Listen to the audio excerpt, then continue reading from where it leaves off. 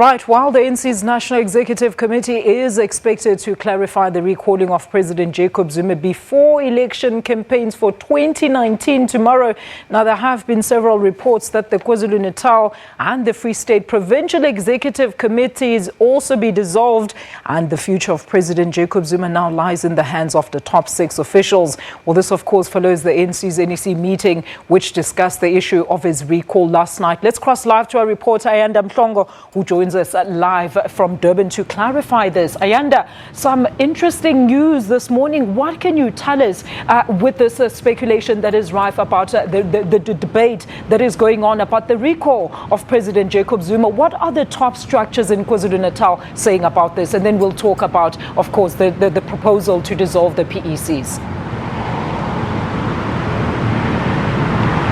Well, a very good morning to you, Alicia, and a very good morning to our viewers. Yeah, we are coming to you outside the ANC's provincial head offices here in Durban. That's Dr. Pixley Gaseme House, where, I guess this morning, Alicia, most of the developments are taking place in Irene, as I was just listening to you speaking to my colleague there, Mzwandi Limbeje. And so far in here in KwaZulu-Natal, there has not been a lot of comments really from the ANC here. I guess it is a Saturday, of course, and people are possibly following those developments at home. There's no sight here, as I said again, it is a Saturday, and it was not expected that the ANC in KwaZulu-Natal would be here at these offices, considering what is happening there in Irene and the decisions that the NEC is said to have taken even on KwaZulu-Natal. We are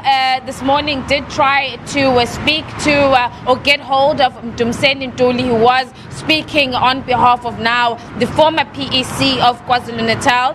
He wasn't available this morning. Is somebody that we are trying to get comment as well on those developments and what the view of KwaZulu-Natal is on President Jacob Zuma's possible recall, but also, of course, more specifically with regards to the province of KwaZulu-Natal and the ANC. As we know that there's a statement that was released by the NEC which states that one of the decisions they have taken is to suspend the Provincial Executive Committee of KwaZulu-Natal, and that an interim structure is formed or set up. Alicia, I guess those news is something that may not come as a surprise. It was expected that there was going to be some sort of a decision that was going to be taken with regards to KwaZulu-Natal, considering that it has really been a difficult road for the ANC in this province, going way back to 2015, as we know that a conference was challenged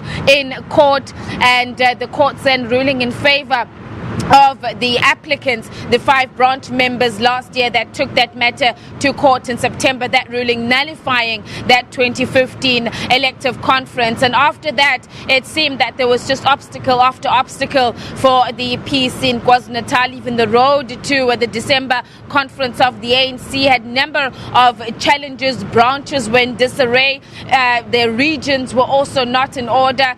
3 of their regions were stripped of their powers, with one of their regions having a year before being disbanded. So a lot of challenges remained in the province of KwaZulu-Natal, and we know that Alicia, earlier on this month, when the top 6 visited KwaZulu-Natal, when they went around paying their respects to the leaders, the 4 late leaders, the president of the ANC, ANC President Cyril Ramaphosa stressed in the 2 days that he was here, stressed the need that KwaZulu-Natal needs to be sorted out. The challenges that were in KwaZulu-Natal needed to be sorted out, saying that KwaZulu-Natal remained a very influential province, and that the ANC would have to deal with the matter of KZN. And as we see, this is the first step that the new leadership of the ANC, Alicia, is taking by saying that they're going to remove the PEC of KwaZulu-Natal and set up an interim structure, Alicia. All right, let's talk about that interim structure. Ayanda, what is the process that is going to follow to institute the new leadership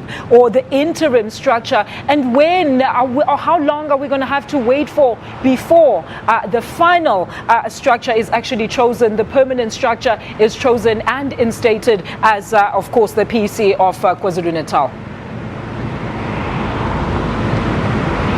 Well, Alicia, it's still going to take quite some time. You know, this was possibly a decision that was expected, as I had said, and I know that the applicants, if you remember, in that court case, and those that supported them, as well as the members of the ANC that had supported the former chairperson, Senzo Mchunu, who is now a member of the NEC himself, they had long called for the NEC to take a decision to dissolve the PEC, no longer recognizing the PEC of KwaZulu-Natal, stemming from that court case, and saying that they needed to be an inclusive interim structure. So it's going to start there, Alicia, that of course you have the now former PEC, and you have the two factions basically in KwaZulu-Natal, which is the former PEC and those that supported Senzo Mchunu, who would want to say that the interim structure needs to be made up of a representation from both of these two factions.